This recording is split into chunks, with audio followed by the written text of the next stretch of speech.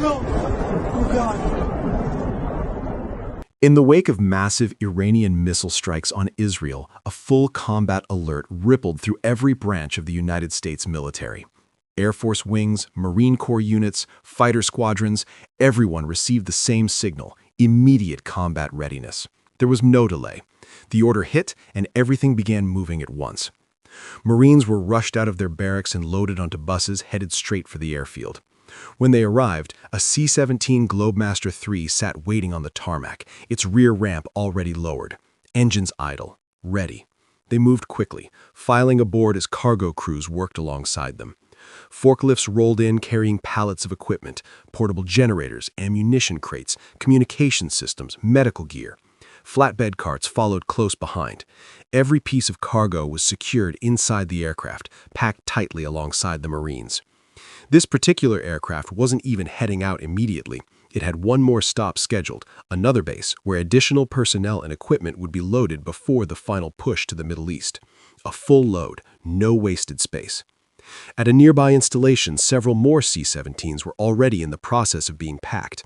Armored vehicles were driven up their ramps: MRAPs, tactical buggies, heavy trucks, each one carefully positioned and locked into place. The operation was synchronized, precise, relentless. Across another airfield, mechanics worked under pressure, preparing fighter jets for what would become sustained combat operations in the days ahead. Every aircraft underwent a complete inspection. Avionics systems were checked and rechecked, radar calibrated, panels opened, wiring inspected line by line. Missiles and guided bombs were mounted onto pylons, engine covers came off, intakes were examined, fuel systems tested. Nothing was overlooked. These jets had to be flawless. They would be flying continuous sorties, and failure was not an option.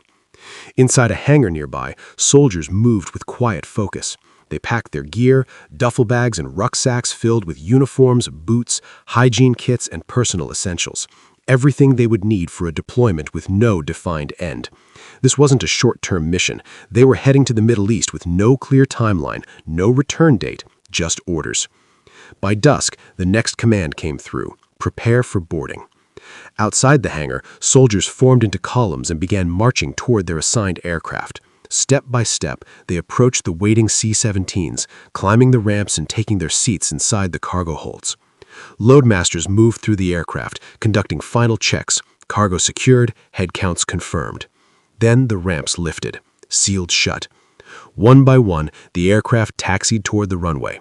Engines roared to life, and then, in sequence, they lifted off, disappearing into the darkening sky. Hours later, on the other side of the world, those same aircraft touched down in the Middle East. The moment the wheels hit the ground, the operation resumed at full speed. Ramps dropped. Soldiers poured out onto the tarmac. Vehicles were unchained and driven off immediately. Forklifts moved in, pulling cargo pallets from the aircraft. Every second mattered. There was no pause. These planes wouldn't be staying long. They would refuel, turn around, and head back out to bring even more personnel from bases across the United States. Heat, heat, heat. For the soldiers stepping off those ramps, this base was now home. However long the operation would last, days, weeks, months, they didn't know. There was no schedule, no countdown, just the mission. They grabbed their gear, followed instructions from base personnel, and moved toward their assigned quarters. The buildup had begun, and more flights were already on the way. Back on the airfield, maintenance crews worked non-stop under floodlights. Fighter jets lined the apron in rows, some exposed under the open sky, others tucked into hardened shelters. Fuel trucks rolled in beside each aircraft. A mechanic connected the single-point refueling nozzle to the fuselage, pumping JP-8 fuel into the tanks while monitoring the gauges. Once filled, the hose was removed, the port sealed, and the truck moved on to the next jet. Ordnance teams followed close behind. Ordnance was brought in on loading carts. Air-to-air missiles were lifted and locked onto wingtip rails. Guided bombs were mounted beneath the wings using hoists. Each weapon was connected to the aircraft's systems, wiring harnesses plugged in, data links verified. Arming pins were inserted, red flags hanging visibly from each one. Those pins would remain in place until the moment the aircraft prepared to taxi. Every weapon was inspected after installation, mounting points checked, release systems tested, alignment confirmed. And then the process repeated.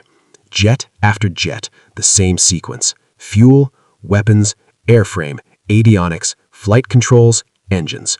By the time the pilots arrived for their briefings, every aircraft on that ramp stood ready, fully fueled, fully armed, thoroughly inspected. Cleared to fly.